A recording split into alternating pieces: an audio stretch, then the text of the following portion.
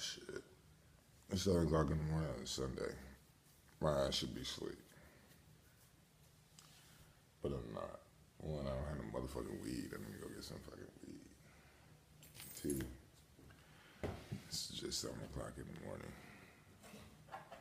And the weed spot open at 8. So if I left right now, by the time I got there, it'd be open. I'm just saying. That's the coffee, nigga. Oof. I meant to get some more psilocybin this week, but the last time I did some psilocybin, it shut down my whole motherfucking week. For real, for real.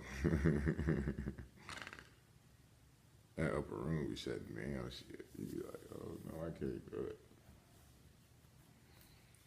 Yeah. You know how the bitch is with a lot of shoes? You just don't know what pair of shoes you want to wear in the morning. So I'm like, dude, what actual fucking goddamn shoes go with this outfit? What shoes go? So honestly, you know what shoes go with this outfit? Boy, I got some roaches. I'll have to break these bitches down right quick. I got roaches in the motherfucking room too in the other ashtray. Anyway, oh shit, my incense is burning. Why the fuck is that shit burning like a fucking goddamn crack pipe?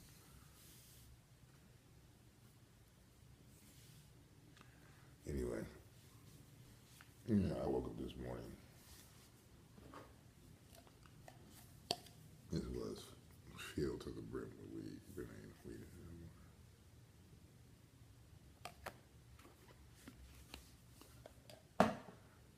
This had weed in it. This had weed in it. This had weed in it. No more weed. You know, I'm sitting there. I'm not really waiting for her to get up because that would be like redundant. I'm just kind of like, dude, do I really want to get on the train at 8 o'clock in the morning? Move for 8 o'clock in the morning, ride the train all the way to motherfucking Hollywood, downtown, just to get some weed. Probably just an eighth. Yeah, I do. Could have went last night though, because the place is open until like 11 o'clock on a weekday. But I really didn't. I was watching Luke Cage last night. He kind of fell asleep in the middle of it. Well, actually, no. I think I watched I'm up to episode 7. So I tried to fucking get down because. She went out last night. She didn't go out last. She went out last night, but she went to an event last night. That I don't go to shit like that. You know, that's just fucking like, I don't know, bananas or something like that. But generally, I don't go to the events. I just go vend on Hollywood Boulevard. Some people think that I'm a gangbanger. Let me say this quite equivocally. I'm not a gangbanger. I have never gangbanged in my motherfucking life. I do not believe in gangbanging. I do believe in community policing, though. I do believe in community organizing, though. I do believe in the adult right to vice. I do believe, the adult right to vice. It's an adult choice to engage in vice. I do believe that the powers that be are far more insidious than so-called gangs. I think gangs are and if you really look at how gangs are a development. Especially in relationship to Chicago, LA, you know what I'm saying? Okay, let's look at it. There has been gangs in LA since the 70s, since the late 60s, early 70s. There was a period in time when those gangs were just a school activity. Up until the time that up until the time that I got to LA, and gangs were at their height. So-called gangs were at their height. Gang membership was a childhood activity. It was something that you did until you had your own rites of passage to adulthood, which was basically get a job that could take care of a family, which was a warehouse job. Generally in LA, that was the fucking goddamn one of the tire companies, one of the tire factories. As jobs moved out of the hood and moved further away, those jobs disappeared, but something came in its place. Now, a lot of cats who were formerly involved with gangs lost their jobs, got laid off when these moves took place. But they still had houses. They still had motherfucking mortgages. They still had car payments. They still had all of these things that existed, and they still had their gang ties. All right? So then heroin comes into play almost immediately after this relocation of jobs and these massive layoffs. What are you going to do? You got some saved up money, but you still got children to take care of. You still have mortgage to take care of. You still have car maybe payments to take care of, and you still have all these other expenses to take care of.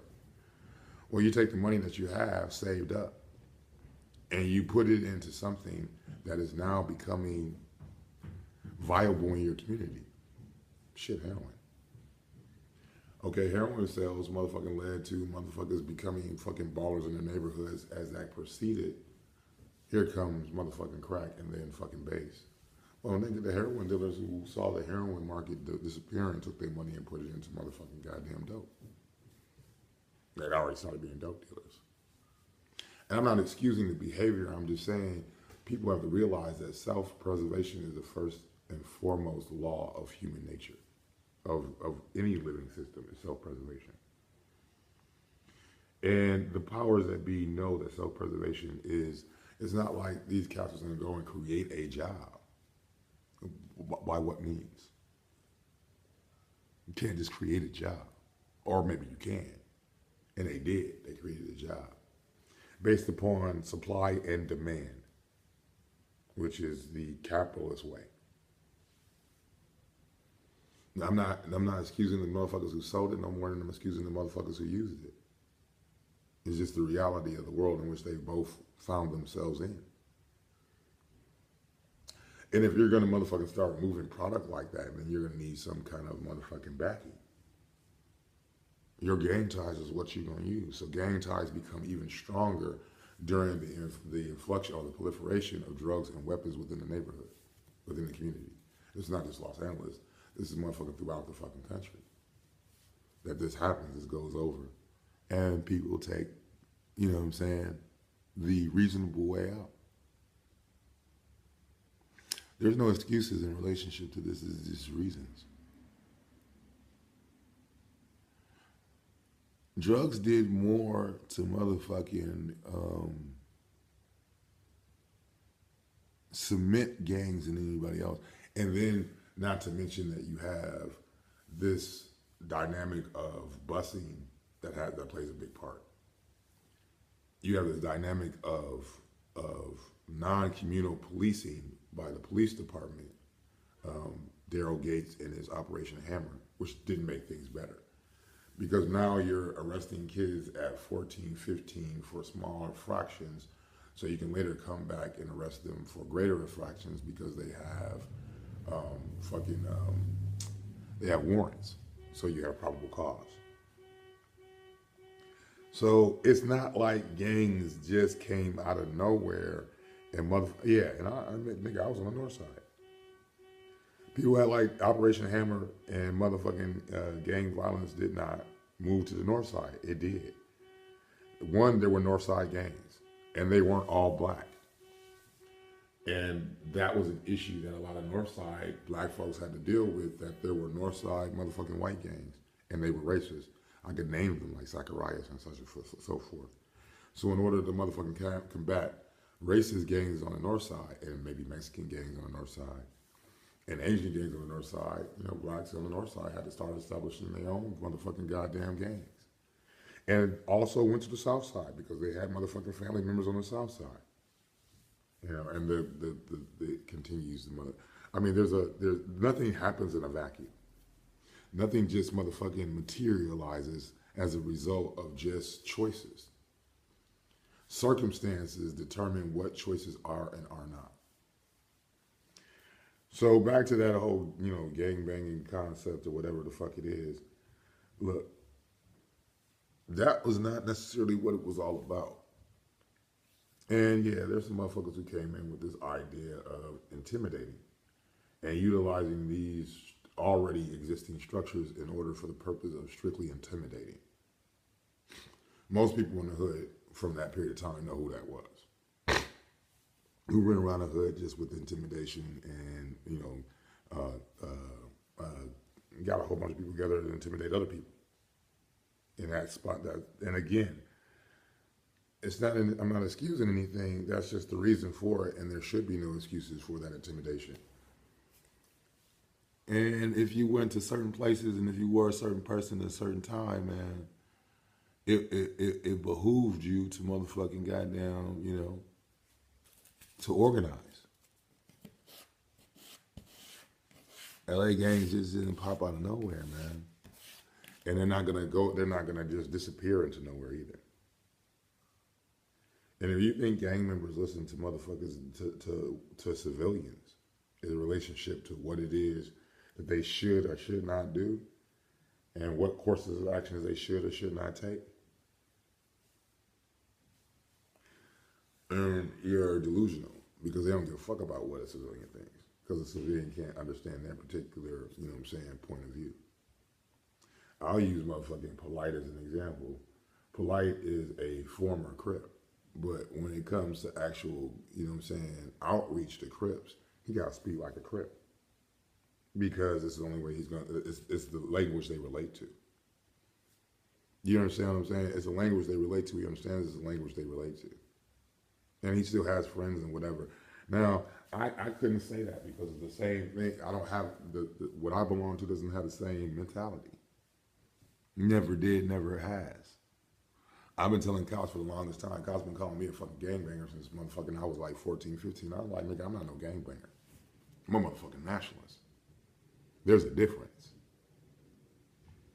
You know what I'm saying? You can't necessarily call any special forces unit behind enemy lines who operate behind enemy lines a terrorist organization, but the enemy of that organization will refer to as a terrorist organization, and it will utilize guerrilla tactics just like any other any other organization, terrorist or otherwise, that finds itself behind enemy lines.